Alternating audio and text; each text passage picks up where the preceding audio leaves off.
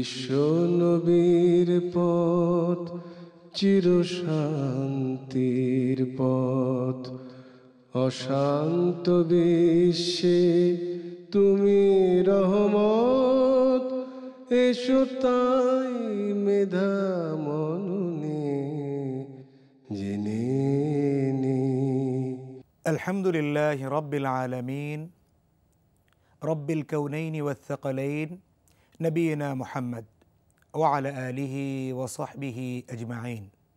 আম্মা বা'দ। আন জাবির রাদিয়াল্লাহু তাআলা আনহু আন্না রাসূলুল্লাহ সাল্লাল্লাহু আলাইহি ওয়াসাল্লাম قال اتقوا الظلم فإن الظلم ظلمات يوم القيامة واتقوا الشح فإن الشح أهلك من كان قبلكم حملهم على أن سفكوا دماءهم واستحلوا محارمهم رواه مسلم। ইসলাম প্রিয় জনতার প্রাণপ্রিয় টিভি চ্যানেল এনটিভির জুমাবারের অত্যন্ত জনপ্রিয় আয়োজন দারসে হাদিস প্রোগ্রামের অনুষ্ঠানের সম্মানিত দর্শক শ্রোতা ভাই ও বোনেরা, আসসালামু আলাইকুম ওয়া রাহমাতুল্লাহি ওয়া বারাকাতুহু। সম্মানিত দর্শক শ্রোতা ভাই ও বোনেরা, আপনাদের সকলকে আজকের দারসে হাদিস অনুষ্ঠানে আমন্ত্রণ জানাচ্ছি। আজকের এই অনুষ্ঠানে রাসূল সাল্লাল্লাহু আলাইহি সাল্লামের হাদিস থেকে একটি সুন্দর হাদিস উপস্থাপন করা হয়েছে। আসুন না জেনে নেই আল্লাহ রাসূল সাল্লাল্লাহু আলাইহি সাল্লাম সে হাদিসে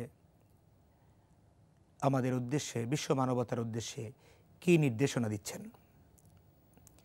জাবের রাদিয়াল্লাহু তাআলা আনহু থেকে বর্ণিত, আল্লাহ রাসূল সাল্লাল্লাহু আলাইহি ওয়াসাল্লাম বলছেন, ইত্তাকু আয-যুলম, তোমরা জুলুম অত্যাচারের ব্যাপারে সতর্ক থাকো, দূরে থাকো। ফাইন্না যুলমা যুলুমাতুন ইয়াউমাল কিয়ামা, কারণ জুলুম ও অত্যাচার কাল কিয়ামতের দিবসে জালিমদের জন্যে, অত্যাচারকারীদের জন্যে অন্ধকারের কারণ হবে।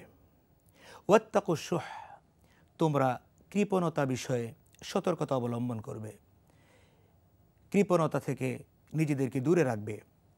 ফাইন্না শুহা আহলাকা মান কানা ক্বাবলাকুম, কারণ এই কৃপণতা তোমাদের পূর্ববর্তী জাতির ধ্বংসের কারণ ছিল।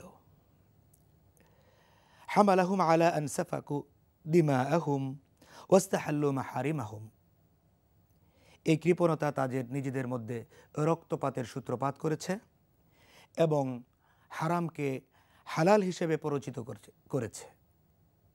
রওয়াহু মুসলিম, মুসলিম শরীফের হাদিসে বর্ণনা করা হয়েছে। সম্মানিত দর্শক শ্রোতা, যে হাদিসটি আপনাদের সামনে উপস্থাপন করা হয়েছে, এই হাদিসটি রিয়াদুস সালিহিন গ্রন্থের বাবু আন-নাহয়ি আনিল বুখলি ওয়াশ-শুহ, কৃপণতা ও ব্যয়কুণ্ঠতা নিষিদ্ধকরণ বাব থেকে সংকলন করা হয়েছে, নেওয়া হয়েছে। আমরা সকলে জানি আল্লাহ রাব্বুল আলামিন বিশ্ব মানবতাকে আশরাফুল মাখলুকাত হিসেবে এই পৃথিবীতে সৃষ্টি করেছেন। এই মানুষের চরিত্রের দিক থেকে যদি আমরা বলতে চাই, তাহলে চরিত্রের মধ্যে দু ধরনের উপাদান রয়েছে। এক ধরনের উপাদান হলো ভালো উপাদান, উত্তম উপাদান। আরেক ধরনের উপাদান হচ্ছে মন্দ উপাদান বা খারাপ উপাদান। কৃপণতা হচ্ছে খারাপ এমন একটি উপাদান যে উপাদানকে আল্লাহ রাব্বুল আলামিন অপছন্দ করেন, আল্লাহ রাসূল সাল্লাল্লাহু আলাইহি সাল্লাম অপছন্দ করেছেন। কৃপণতা কাকে বলা হয়? কৃপণতা কি? যে স্থানে যা ব্যয় করা প্রয়োজন, যা দান করা প্রয়োজন, সেই স্থানে সেই ব্যয় বা দান করা থেকে নিজেকে বিরত রাখা হচ্ছে কৃপণতা। আরবি এর প্রতিশব্দ হচ্ছে আল বুখলু, কোনো কোনো জায়গায় এটাকে বলা হয়েছে আশ-শুহ। সম্মানিত দর্শক শ্রোতা, এটা এমন এক চরিত্র যে চরিত্রকে আল্লাহ রাব্বুল আলামিন অপছন্দ করেছেন। আমরা যদি পবিত্র কালামে হাকিমের দিকে তাকাই, তাহলে দেখতে পাবো আল্লাহ রাব্বুল আলামিন কালামে হাকিমের 7টি জায়গায় এই কৃপণতা থেকে বিরত থাকার জন্য নির্দেশনা দিয়েছেন। বিভিন্ন শব্দ সেখানে এসেছে। এর মধ্যে সূরা নিসার 37 নম্বর আয়াত আল্লাহ রাব্বুল আলামিন অত্যন্ত সুন্দর ভাষায় ঘোষণা করছেন, আল্লাযীনা ইয়াবখালুনা ওয়া ইয়া'মুরুনা আন-নাসা বিল বুখলি ওয়া ইয়াকতুমুনা মা আতাহুমুল্লাহু মিন ফাদলিহি ওয়া আ'তাদনা লিল কাফিরিনা আযাবাম মুহিনা। যারা কৃপণতা অবলম্বন করবে, কৃপণ হবে এবং অন্যকে কৃপণ থাকতে বলবে এবং নিজেদের মধ্যে যে অনুগ্রহ রাজি দেয়া হয়েছে সেই অনুগ্রহ রাজিকে গোপন রাখবে, আল্লাহ রাব্বুল আলামিন তাদের জন্য কঠিন আযাব এবং কঠিন শাস্তি প্রস্তুত করে রেখেছেন। অপর আয়াতে আল্লাহ রাব্বুল আলামিন সূরা আলে ইমরানের 180 নম্বর আয়াতে বলছেন, কাল কিয়ামতের ময়দানে যারা কৃপণ তাদের গলায় এমন আগুনের রশি বেরি পরিয়ে দেয়া হবে। এটা হচ্ছে তাদের জন্য একটি শাস্তি। যারা কৃপণতা পরিহার করবে তাদের জন্য সফল কাম, তাদের জন্য সুসংবাদ রয়েছে। আল্লাহ রাব্বুল আলামিন বলছেন, ওয়ামান ইউকা শুহা নাফসিহি ফাউলাইকা হুমুল মুফলিহুন।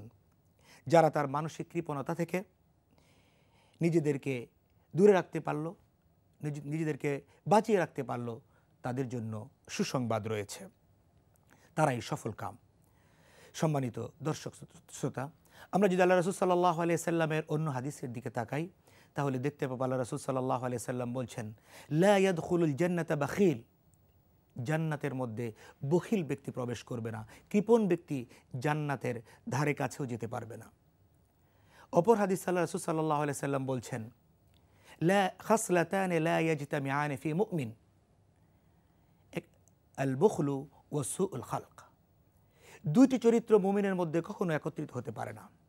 এর মধ্যে একটি চরিত্র হচ্ছে কৃপণতা, আরেকটি চরিত্র হচ্ছে খারাপ ব্যবহার, বদ ব্যবহার। উত্তম ব্যবহারের বিপরীত যে শব্দটি এসে থাকে, খারাপ আচরণ। আল্লাহ রাসূল সাল্লাল্লাহু আলাইহি সাল্লামের অপর হাদিসে আমরা যদি লক্ষ্য করি আমরা দেখতে পারবো আল্লাহ রাসূল সাল্লাল্লাহু আলাইহি সাল্লাম বলছেন, ইয়াতাকারাবুজ জামান, কিয়ামত নিকটবর্তী হচ্ছে। ওয়ায়ানকুসুল ইলম, জ্ঞানকে সংকীর্ণ করে দেওয়া হচ্ছে। ওয়ায়ুলকি আশ-শুহ, মানুষের হৃদয়ের মধ্যে কৃপণতা ঢেলে দেয়া হচ্ছে। ওয়ায়াকসুরুল হারাজ, এবং সমাজের মধ্যে হত্যা বেড়ে যাবে। এটা হচ্ছে কিয়ামতের একটি অন্যতম আলামত। কিয়ামতের দিবসে যেহেতু কৃপণ ব্যক্তিদের জন্য শাস্তি রয়েছে, তার ধিক্কার হিসেবে জান্নাতের পরিবর্তে জাহান্নাম রয়েছে, যেটা আমরা আল্লাহ রাসূল সাল্লাল্লাহু আলাইহি সাল্লামের হাদিস এবং পবিত্র কালামে হাকিম থেকে পেয়েছি। আমরা যদি দেখি আল্লাহ রাসূল সাল্লাল্লাহু আলাইহি সাল্লামের কাছে এক মহিলা সম্পর্কে প্রশংসা করা হচ্ছিল। বলা হচ্ছিল তিনি এমন এক মহিলা যে মহিলা নফল রোজা সমূহ পালন করে থাকেন, যে মহিলা তাহাজ্জুদের নামাজ সমূহ ছেড়ে দেন না। এই কথা বলার পর রাসূল সাল্লাল্লাহু আলাইহি সাল্লামের পক্ষ থেকে বলা হলো যে তিনি কি কৃপণ কিনা।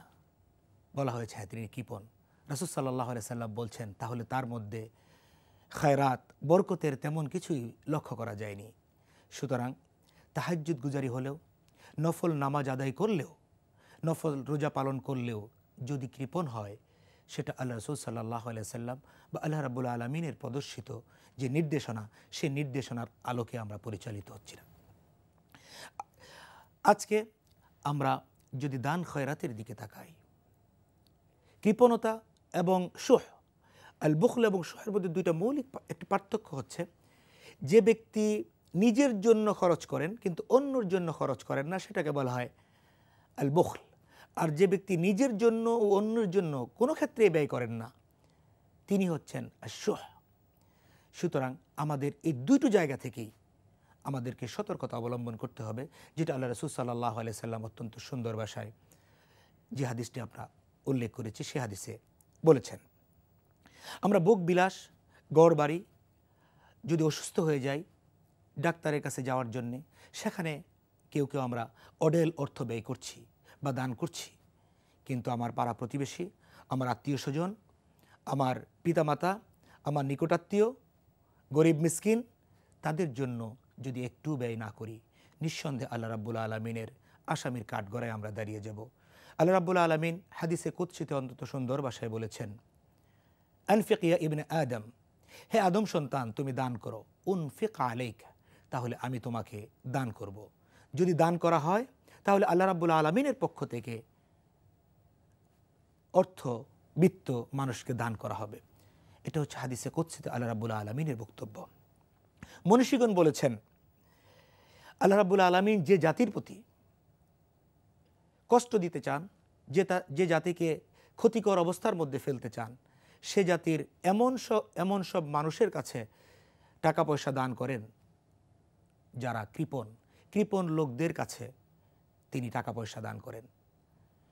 এটা হচ্ছে যে জাতির অকল্যাণ আল্লাহ রাব্বুল আলামিন করেন, অকল্যাণ চান, সে জাতির পরিস্থিতি হচ্ছে এমনটি, যেটা মনীষীগণ বলেছেন। কোনো মনীষী বলেছেন কৃপণ ব্যক্তিদের থেকে দূরে থাকতে বলেছেন, কৃপণ ব্যক্তিদের সাথে বিবাহ বন্ধনে আবদ্ধ হতে নিষেধ করেছেন, এমনকি কৃপণ ব্যক্তিদের সাথে লেনদেন করতে নিষেধ করেছেন। এটা তো মনীষীদের বক্তব্য। ইমাম শাআবী বলেছেন, আমি জানি না জাহান্নামের অতল গহ্বরে কে অবস্থান করবে, সে কি কৃপণ নাকি মিথ্যাবাদী। এই দুটা যে কোনো একজন জাহান্নামের অতল গহ্বরে অবস্থান করবে, তার জায়গা হবে সেখানে। ইবনুল কাইয়্যিম রাহিমাহুল্লাহ অত্যন্ত সুন্দর ভাষায় বলেছেন, কৃপণ লোক এবং কাপুরুষ লোক পাশাপাশি অবস্থান করে। প্রত্যহ ফেরেশতাগণ এই কৃপণ লোকদের জন্য বদদুয়া করতে থাকে। নিঃসন্দেহে এটা অত্যন্ত কঠিন একটি বিষয়। সুতরাং আমরা যারা আজকে মুসলিম হিসেবে নিজেদেরকে দাবি করছি, আমরা যারা মুসলিম হিসেবে সমাজে বসবাস করছি, আমরা যারা নিজেদের প্রতিবেশীর হক আদায় করার চেষ্টা করছি, আমরা যারা নামাজ আদায় করছি, আমরা যারা হজ পালন করার চেষ্টা করছি, আমরা যারা জাকাত আদায় করার চেষ্টা করছি, তাদেরকে আমাদের খেয়াল করতে হবে আমরা যাতে কৃপণের যে গুণাবলীর কথা বলা হয়েছে, যে মন্দ উপাদানের কথা বলা হয়েছে, আমরা যাতে সে উপাদানের অন্তর্ভুক্ত না হয়ে যাই।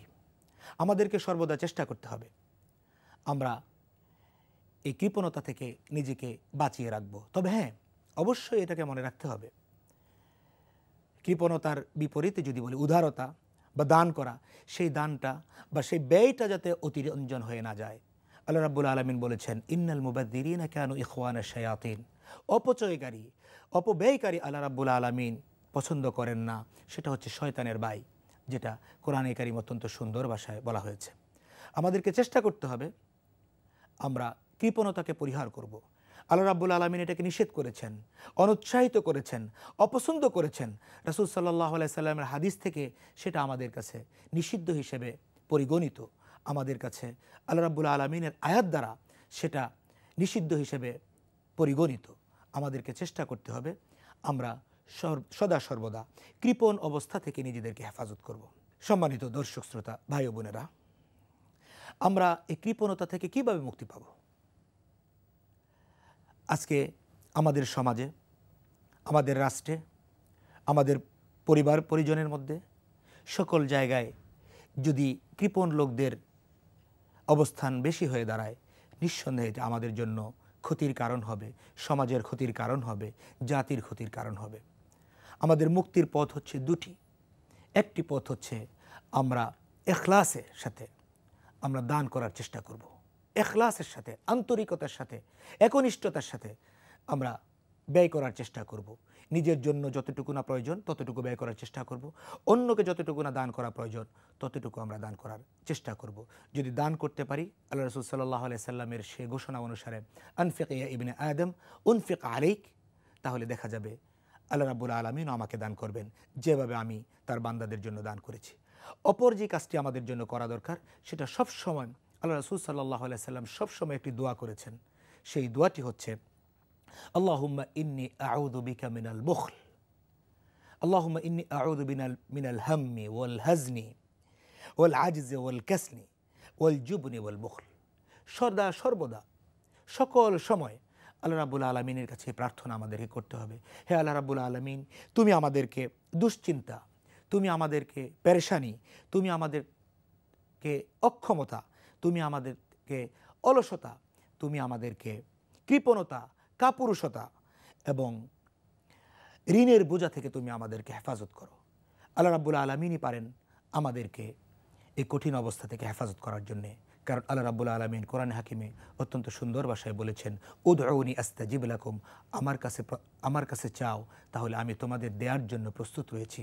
আমরা যদি সকলে মিলে, আজকের এই অনুষ্ঠান তখনই সার্থক হবে যখন এই আলোচনাগুলো শোনার পর আমরা মহান রবের কাছে দরনা দিয়ে, যদি আমাদের মনের মধ্যে কোনো কৃপণতা কাজ করে থাকে, কৃপণতার আশ্রয় নিয়ে থাকে, তাহলে আমাদের অন্তর থেকে সেগুলোকে দূরীভূত করা, সাথে সাথে মহান রবের কাছে আমাদেরকে প্রার্থনা করা, আল্লাহ রাব্বুল আলামিন যাতে আমাদের সবাইকে কৃপণতা মুক্ত হয়ে উদার মানসিকতা নিয়ে দান খয়রাত বেশি বেশি করতে পারি, সেই মানসিকতা আল্লাহ রাব্বুল আলামিন যাতে আমাদের সবাইকে দান করেন।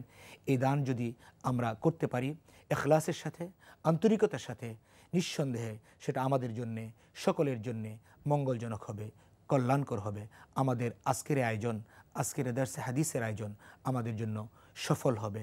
আলোচনা করা এবং আলোচনা শ্রবণ করা উভয়ই আমরা আল্লাহ রাব্বুল আলামিনের কাছে হয়তো এটি একটি নাজাতের উসিলা হিসেবে, মাধ্যম হিসেবে আমরা পেতে পারি। মহান রাব্বুল আলামিনের কাছে এই প্রার্থনা করতে চাই, এই দোয়া করতে চাই। এই হাদিসটি ছোট্ট একটি হাদিস আমরা তেলাওয়াত করেছি, এই কথা বলেই শেষ করতে চাই। আল্লাহ রাব্বুল আলামিন বলেছেন, লাকাদ তারাকতু ফীকুম আমরাইন লান তাদিল্লু মা তামাসসাকতুম বিহিমা কিতাবাল্লাহি ওয়া সুন্নাতে নবিয়্যি। তোমরা ততক্ষণ পর্যন্ত পথভ্রষ্ট হবে না, লক্ষ্যভ্রষ্ট হবে না, যতক্ষণ পর্যন্ত না তোমরা আমার কোরআনকে, তোমরা আমার সুন্নাহকে আঁকড়ে ধরবে। আল্লাহ রাব্বুল আলামিনের কাছে এই প্রার্থনাই আমরা করতে চাই।